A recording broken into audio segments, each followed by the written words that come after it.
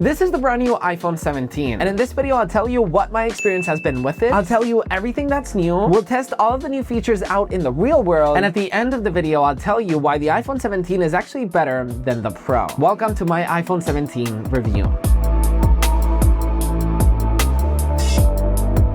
So the base model iPhone has always been known for its design, for its incredible fun colors, and the iPhone 17 is no exception. It's made out of stunning aluminum that comes in 5 rich colors. The one that I've personally been using is this lavender that has this stunning light purple all around it and is a little bit more saturated in the camera module. But I'm personally obsessed with that new sage green, which I personally believe it's one of the most beautiful colors Apple has made in years. Let's start with the basics. It's beautiful design. So you've got an aluminum body that we are used to. This color right here is the lavender, and it looks amazing no matter in what lighting scenario.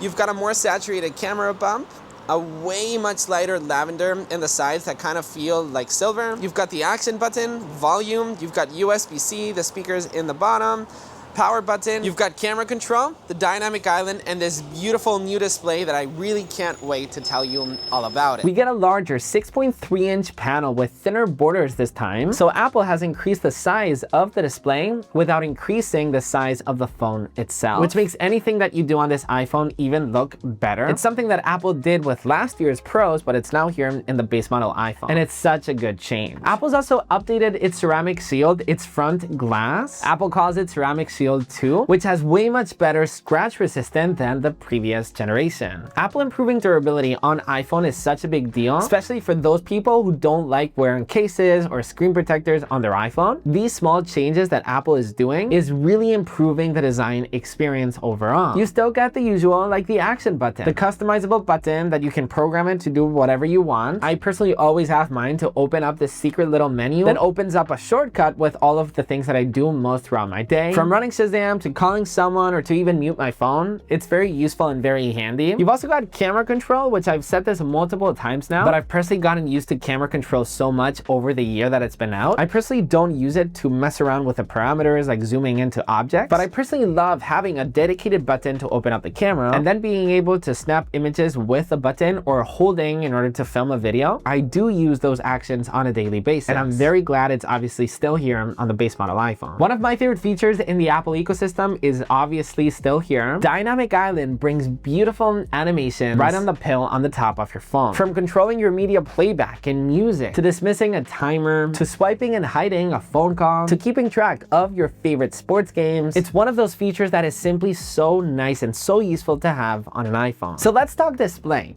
because Apple has put a lot of effort finally on the iPhone 17. We've been complaining for years that the base model iPhone needed to have the 120Hz ProMotion display. This is what I said last year on my iPhone 16 review. I feel like the upcoming iPhone 17 next year really needs to have an 120Hz display. It's not the end of the world, but if you take a look at the competition, it's something that is truly needed, especially when you're paying so much for an iPhone. 120Hz has literally been out in the competition for years, but not only on Pro phones, not only on the iPhone 17 Pro, but literally $200 Android smartphones have had 120Hz. And Apple's ProMotion display is absolutely amazing because it makes everything just run and feel very smooth. No matter how fast and how powerful your chipset is, having an 120Hz display makes your phone feel buttery smooth. Animations, opening up apps, scrolling down menus, or even doing basic things like scrolling through Instagram or obviously gaming, 120Hz is a very big deal. Apart from ProMotion, Apple's also made massive changes to its display. Outdoor peak brightness goes from 2000 nits to 3000 nits from iPhone 16 to iPhone 17, which is a very big deal. The display now has 33% fewer reflections as well, including 2 times better outdoor contrast. Basically, what all of this means is if you use your iPhone outside a lot, or especially in the summer, your iPhone will get incredibly bright, you'll barely have any reflections, and your phone overall will just feel incredibly smooth, once again with that ProMotion display. If you've used a Pro iPhone before,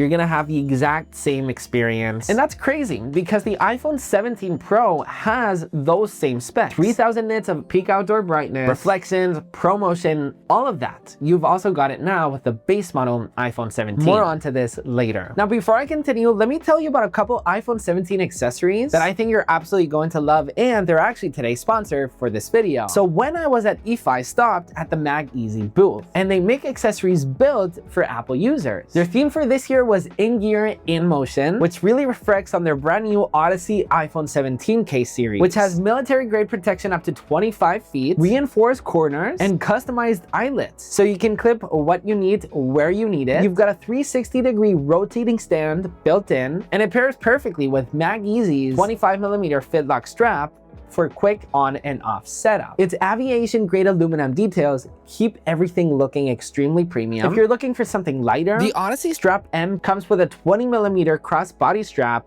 in the box, which is quite cool. The Odyssey Stand M gives you that 360-degree kickstand plus a wrist strap as well, and that same customizable eyelets. They've got tons of straps and lanyards, like their 25mm fit lock lanyard is my personal favorite. It's got a magnetic buckle, which has such a satisfying snap, and their Loop Plus system lets you mount accessories right on the strap, like the inner loop, so you can make quick length adjustments very easily. They also had tons of accessories for AirPods and Apple Watch. Their Odyssey Apple Watch cases packs a 2-in-1 aluminum plus TPU design for shock and scratch protection, finished in aviation grade aluminum, and still works obviously with the wireless charging. So if you want to build a setup and protect all of your Apple devices, you can tap with the link in the top of my description and use code Nikias8 for 8% anything in the MagEasy store. Details are below. MagEasy, thank you so much for sponsoring this part of this video. Let's talk about the camera now, because Apple has added some incredible new features coming to the iPhone 17. Apple has massively improved the front-facing camera. Now get an 18-megapixel center stage front camera, which gives us tons of new features. So Apple has basically shifted from a vertical sensor on the front camera to a squared sensor, which basically allows you to shoot horizontal images while still maintaining your iPhone vertically. A big problem that Apple saw is that when people take selfies like this, people often looked at the display and not at the camera. So you often had people just not looking at the camera. But now, since you can take images vertically, this changes a lot. Here's a quick hands-on. Okay, so let me show you all of the new front-facing camera features because they're actually a lot of fun. So look what happens when I take a selfie and Robert comes in the shot. It pans out, it zooms out automatically to fit that person in the shot, which is amazing. I'm gonna show you why this happens in just a second, but just imagine if we were more than 2 people in the shot, it would automatically move the photo to landscape, which is one of the new features as well.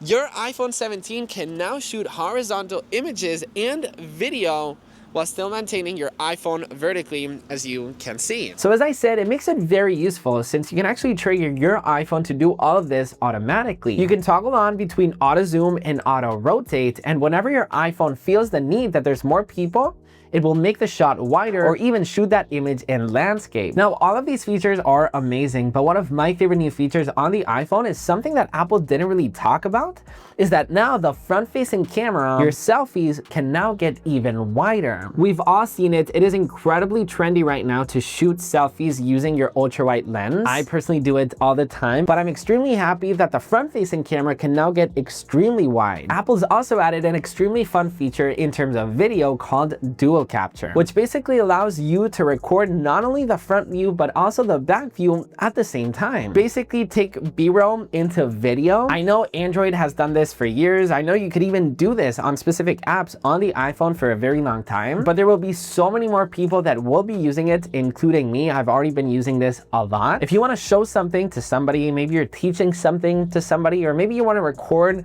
a very precious moment, maybe you're in a concert, maybe someone's walking down the aisle and you want to record your expression, or maybe your baby's walking its first steps. You can move your view to all 4 corners of the screen. Do keep in mind that whenever you record your dual capture, there's no way on going back. So you can't edit the layers or you can't get rid of yourself after filming it. Something that I wish Apple would do to dual capture is allow us to flip those cameras. So maybe I want to have my face just larger and whatever I'm looking at smaller. You can't do that currently, but hopefully Apple with an upcoming update, I'm sure they will. All right, so this is our current state right now. I think this is a perfect way to test out the new dual capture. It is raining like crazy, As you guys can see, we actually, oh my gosh, we actually have to go right there.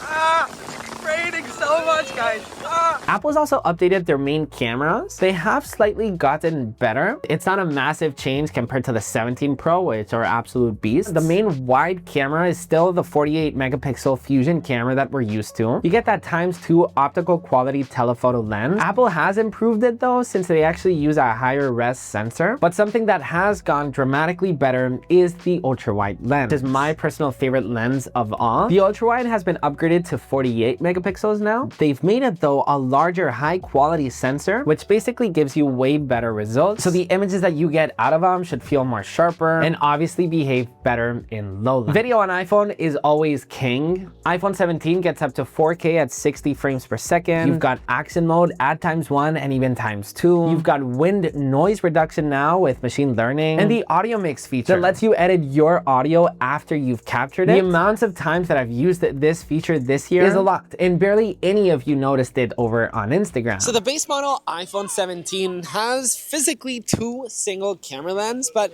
I feel like you shouldn't be fooled by the power that this iPhone camera system has. So I wanted to show you a quick hands-on on everything that this camera has to offer. So first off, you've got a 0.5 lens that gets extremely wide. So one, you can actually do macro photography and you can get up really close to objects, to insects, to flowers, etc. And then you've got the ×1, which is obviously the wide that you're gonna use most of the times when shooting images.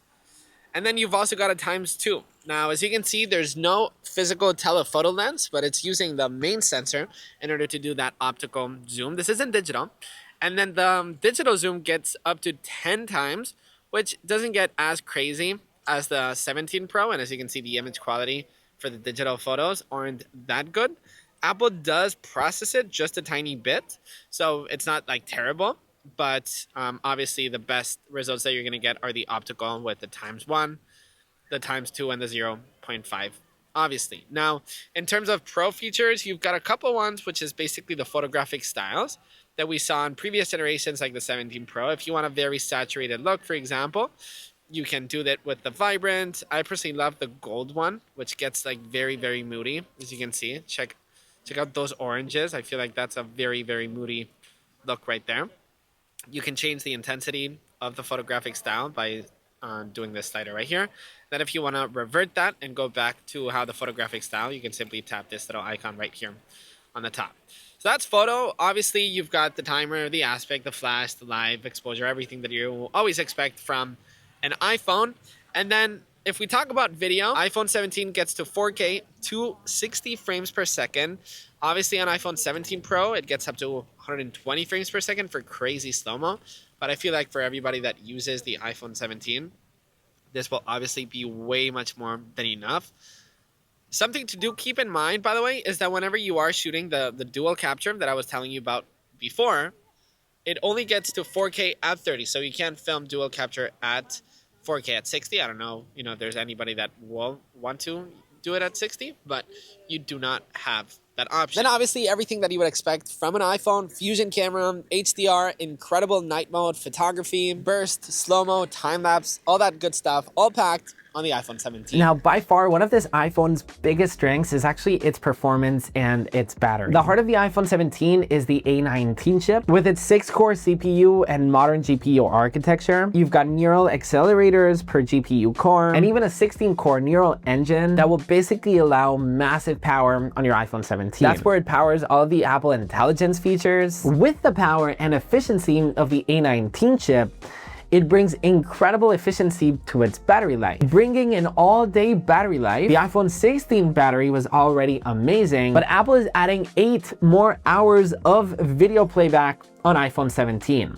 That is mind-blowing battery life, especially on a base model iPhone. This brings me to a point that this base model iPhone has every single essential spec and feature that you would expect from base model iPhone. Camera, display, battery, it's just pure perfection at this price tag. The iPhone 17 Pro does have the A19 Pro chip, which is way much more advanced, and I definitely don't want to get technical in this review, but I feel like for anybody that wants to use an iPhone 17, it will obviously be more than enough, especially taking into consideration the Apple Intelligence features that we have today. Pretty much all the Apple Intelligence features and any heavy demanding tasks, the iPhone 17 will obviously handle perfectly fine. From running Apple's own Apple Foundation model on the device itself, from generating Genmoji to writing tools, or even Apple's own cleanup tool, there's tons of Apple Intelligence features to play around with. And I know we shouldn't buy a product on a promise, but here's the thing, Apple's revamped Siri is actually coming sooner than we think. And I know we shouldn't wait on a promise that Apple has made us, and I know if they delayed us a very long time. And that brings me to my next point. There's a lot of people